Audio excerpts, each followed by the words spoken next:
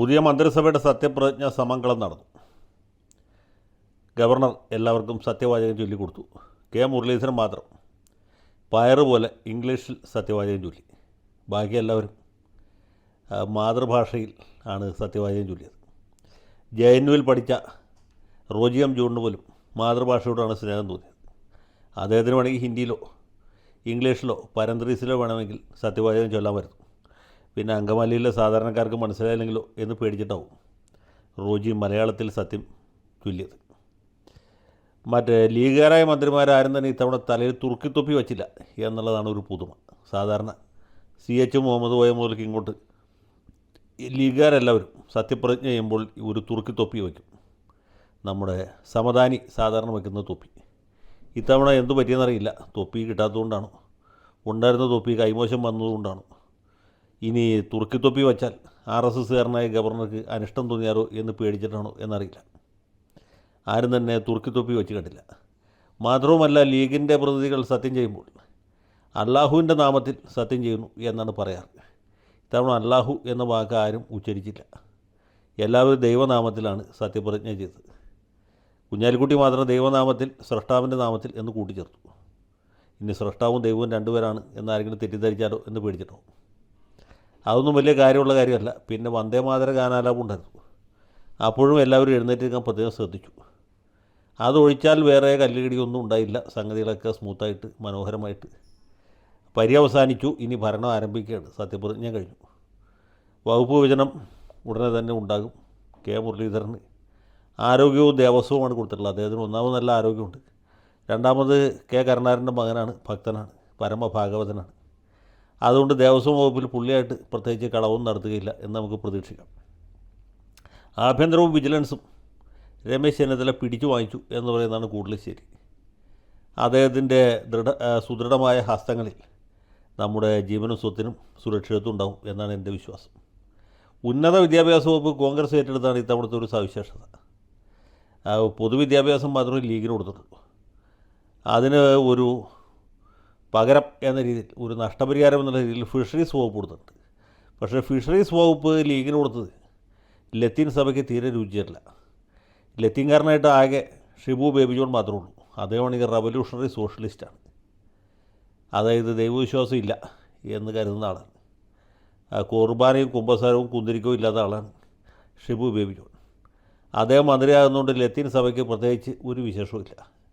ഉണ്ടെങ്കിൽ തന്നെ ഉണ്ടെന്ന് അംഗീകരിക്കാൻ അവർ തയ്യാറില്ല. അവർ പിന്തുണച്ചിരുന്ന വിൻസെൻ്റ് എന്ന് പറഞ്ഞ കോവള MLA ആണ്. അതല്ലെങ്കിൽ നമ്മുടെ വൈപ്പിനിൽ നിന്ന് ജയിച്ച ടോണി ചമ്മണിയായാലും മതിയായിരുന്നു. പക്ഷേ രണ്ടുപേരെയും മന്ത്രിസഭയിൽ എടുക്കാനായിട്ട് സതീശൻ കൂട്ടാക്കിയിട്ടില്ല. അത് സതീശൻ്റെ കുറ്റമല്ല. ഈ ജാതിയും മതവും ഗ്രൂപ്പും സബ് ഗ്രൂപ്പും അതിനൊക്കെ പുറമെ ജില്ലാ പ്രാതിനിധ്യവും എല്ലാം പരിഗണിക്കണമല്ലോ.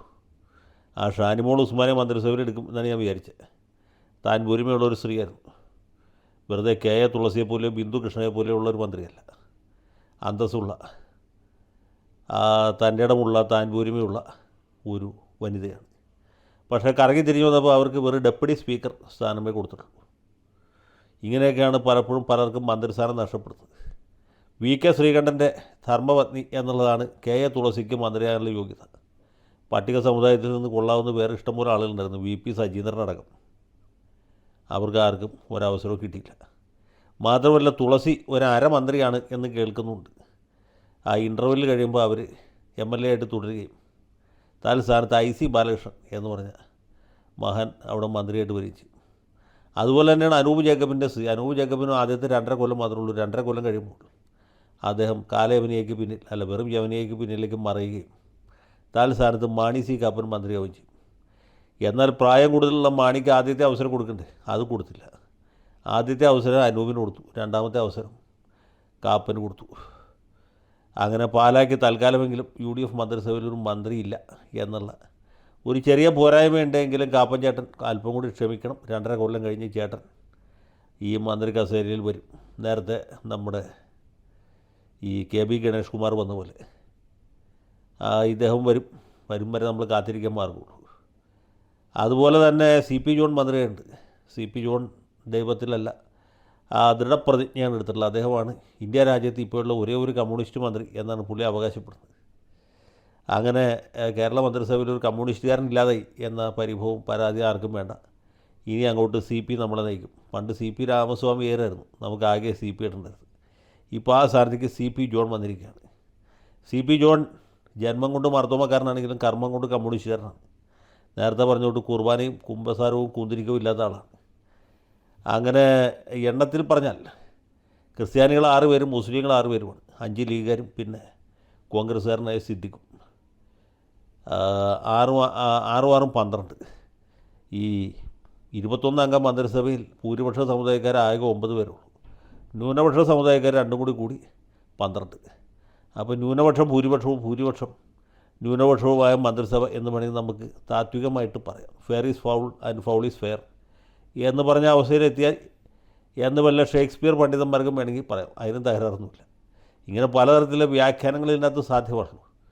ഏതായാലും പ്രബലരായ മന്ത്രിമാർ ഇതിനകത്തുണ്ട്. പരിചയസമ്പന്നരായ പി കെ കുഞ്ഞാലിക്കുട്ടി, രമേശ് ചെന്നിത്തല, അതുപോലെ തന്നെ Shibu baby John, Anoop Jacob, ഇവരൊക്കെ നേരത്തെ മന്ത്രിമാരായിരുന്നു, കഴിവ് തെളിയിച്ചവരാണ്. നിയമസഭയിൽ ദീർഘകാലം അംഗങ്ങളായിരുന്നു. ഇപ്പോൾ മന്ത്രിസ്ഥാനം കിട്ടിയ ആളുകളുണ്ട്. ഇപ്പോൾ റോജി എം ജോൺ, അല്ലെങ്കിൽ കെ എം ഷാജി, അതുപോലെ മറ്റു പലരുമുണ്ട്. ഞാൻ എണ്ണി പറയാൻ താല്പര്യപ്പെടുന്നില്ല. ആദ്യമായി എം എൽ എ ആയിട്ട് അപ്പം തന്നെ മന്ത്രിയാവുന്നവരുണ്ട്. എം എൽ എ ആയിട്ട് സത്യപ്രതിജ്ഞ ചെയ്തതിന് മുമ്പ് മന്ത്രിയായവരാണ് ഒ ജെ ജനീഷ്, അതുപോലെ ബിന്ദു കൃഷ്ണ, വി അബ്ദുൽ ഗഫൂറും അരമന്ത്രിയാണ് എന്ന് തോന്നുന്നു. ഇൻ്റർവെല്ല് കഴിയുമ്പോൾ പാറക്കൽ അബ്ദുള്ളയ്ക്ക് വേണ്ടിയിട്ട് ഇദ്ദേഹം സ്ഥാനം ഒഴിയേണ്ടി വന്നേക്കാം. പിന്നെ മക്കൾ രാഷ്ട്രീയത്തിന് നല്ല പരിഗണന ഇത്തവണയും കിട്ടിയിട്ടുണ്ട്. ബേബി ജോണിൻ്റെ മകൻ ഷിബു, ടി എം ജേക്കബിൻ്റെ മകൻ അനൂപ്, അതുപോലെ നമ്മുടെ കെ കരുണാകരൻ്റെ മകൻ കെ മുരളീധരൻ, പിന്നെ ചീഫ് വിപ്പായിട്ട് ഇതൊക്കെ എന്ത് chief whip, P C George ആയിരുന്നു ശരിക്കുള്ള ചീഫ് വിപ്പ്.